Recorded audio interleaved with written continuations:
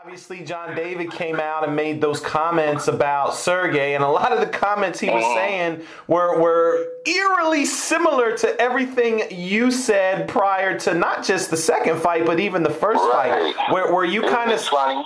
I know, right? I know. Were you? I don't want to say surprised that John David, said some of the things he said, but do you feel kind of validated, I guess, in a sense, that he kind of confirmed everything you told everybody already? I really have. It's funny. I don't know why. I kind of have mixed emotions about his situation. I do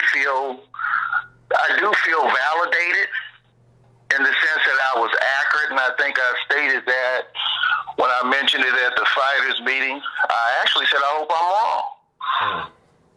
That this isn't going on. But the fact is, it was going on, and it's a testament to our team, and our resources where we're able to get this kind of information of what's going on in an opponent's camp, no matter where you are in the world. But at the same time, I think then what really it sticks out to me is all the things that John David said in the midst of all this going on, and he knew it was going on. For instance, the personal attacks, of my credentials, the personal attacks that, Dre was insinuating Dre was washed up and he's not the fighter he used to be, and, he does 3 things wrong that we're going to capitalize on, and allowing the man to, make some insults that me as a coach would really sit down with my fighter and talk to and say, look, man, you might not want to go in that direction because everybody who has a family, things like that, your intent should be to win the fight, and you should, you want nothing more than him to be incapacitated for 10 seconds, and be all right after that. But the way you put it down, it was really unprofessional. It also showed a side of Kovalev that a lot of people thought pre-existed anyway. And I felt John Davis should have been a little bit more responsible for that. But, that's why I said in a way I have mixed emotions, because deep inside he knew what was going on what he expressed this week, but at the same time he was riding with the guy on everything else he was doing and saying, Did you expect him to? I mean, obviously after the fight was over, you mentioned that you'd be surprised that if Kovalev continued to work with John David Jackson. So having said that, did you expect something like this to happen with them kind of parting ways and John kind of speaking out on the whole situation? I think right after the second fight, he kind of gave an indication of things to come. Right there at the ring, if I'm not mistaken, it was somebody from FightHype who was talking to him and asking him his thoughts on the fight, the ending and things. And he was the only one on that team that wasn't really protesting. So in other words, that alluded to me that what he spoke about this week, he knew that to be active, even at that time. He knew right there at ringside that all the things he spoke on this week, they were already in motion. He knew it because he told a couple of reporters, I'll tell you something later. I'll tell you something off record. I don't know if he was waiting to see if his money was going to be right, or maybe he was waiting to see if he was going to get the blame. But I think it was inevitable that he was going to bring something out. He had to, so he could move on, whether he stayed with the kid or not. He had to get that off his chest. That's not something you want to carry around, fight in and fight out, knowing this to be a fact and not speaking on it. But then time, if he's winning, you kind of leave it alone because, you take the lesser of two evils, so to speak,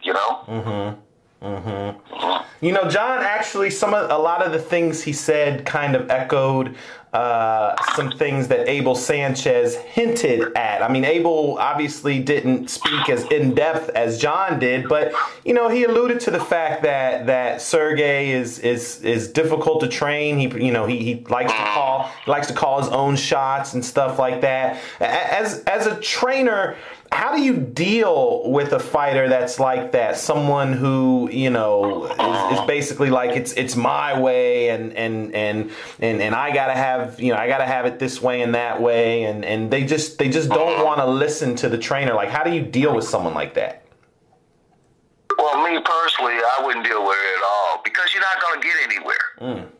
You're not going to get anywhere, and if you have other fighters in there that are young and maybe are not quite up the ladder like a fighter like that, it can be very impressionable from a negative perspective. It's like it's like a cancer, man. It'll spread. Throughout your gym and everything. You just can't allow yourself to be bullied or led in a situation like that when you're supposed to be the coach, because you're not going to get anywhere. And you're opening yourself up for being shorted on paydays. You're opening yourself up for being disrespected as a coach, being compared to amateur coaches in Russia and things like that, you see. But at the same time, you're putting it out on coaches that they don't know nothing. So it's kind of like, the medicine you're serving is the medicine you're taking also. The thing about Abel's comment is I totally agree with him, but at the same time, I scratch my head because if Kovalev would have won, Abel himself said that he deserved the credit. I didn't get that one. He said if Kovalev won, he deserves the credit, not John David Jackson, because he had Kovalev for how many fights? 12, 16, something like that. That's a lot of fights. So it's obvious that Abel tolerated quite a bit himself. Now when Golovkin came along, it was probably easy for him to let Kovalev go now. But see, we have to remember that before Golovkin came along, if he had 16 fights with you, he was being tolerant of the same behavior. Right? But then you have this buffer come along and say, okay, I don't have to deal with you now because I got somebody who's going to, take the load off, so to speak, because I'm sure Abel saw that Sergey, had the potential to be a world champion, and I'm sure all his abilities and his talent was evident and in place. So he seemed to be willing to deal with the same behavior. But when Golovkin came along, I think it made it easier for him to be less tolerant because he had somebody that had the same ability or probably even more in his eyes. So sometimes you got to really, think about what you're saying in that case, and take another approach because it seemed like he experienced the same thing, and it seemed like he was tolerant. I think if Joshua came over to John David, I think he would have let Sergey go a long time ago too. It's like sometimes, you have to make a decision, especially if it involves finances. Yo, I know sometimes a fighter or even a trainer, you can kind of develop a reputation, once something's said about you, especially in boxing because it's such a small circle and word travels fast and everything. Now we've got basically two trainers that are saying the exact same thing about Sergey Kovalev. So the fact that they said that, I know in the past you mentioned, hey, look, no hard feelings. I'd be willing to help the kid out if he needed help and this, that, and the other. Now that John has come out and said what he said and kind of validated what you were saying prior to that, would you still be willing to work with him? I mean, just having seen some of the things that were said, or is it a situation now where you're just kind of like hands off? You don't even want to deal with that? Well, in that situation, what's the saying that no general goes to war to keep things the same? So a lot of that would depend on his attitude and what he wants to get out of it and how he sees himself in that scenario. Not so much of what would be coming to me, but more of what he's going to. Certainly, we all deserve another opportunity, so to speak. But if it's going to be, in other words, I personally wouldn't want to be judged on some things that I've done in life. Maybe to one person and maybe to another person. He might not have enough awareness. He might not have been schooled properly. He might not know the difference. I mean, all fighters have to have a portion of arrogance to some point, but then you also have to be aware of how you're affecting people and what you're doing to people. If I had to make an immediate decision, it would be no. I don't care to deal with that because I respect Abel and I respect John. I mean, in the coaching fraternity, it's tough. But also, I think whatever position the coach might happen to be in is also going to play a factor. If you have some promising talent in your stable, you're going to be less tolerant of things. But I think if all coaches are honest, we have up years, we have down years. We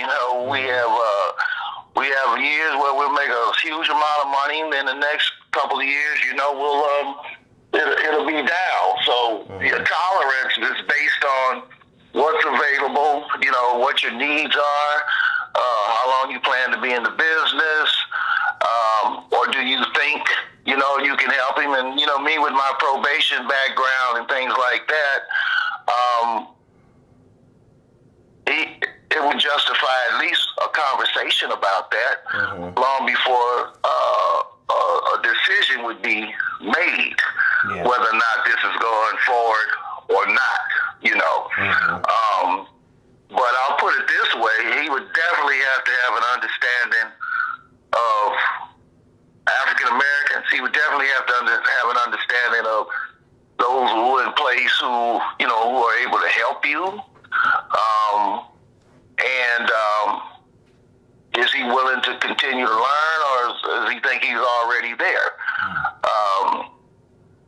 Because we have all nationalities, and in all nationalities in fighting, you can find that attitude. That attitude is common among a lot of fighters. That type of attitude. It just so happens he's in a position to be profiled more and more visible to the press and more visible to the masses. So his is out there on Front Street.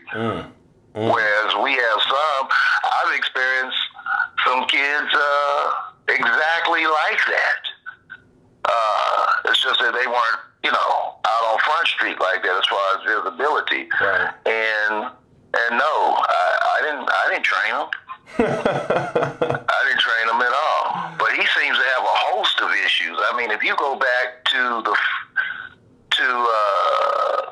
first fight, he was bringing a host of issues from the Shalimba fight, from the Hobbs fight.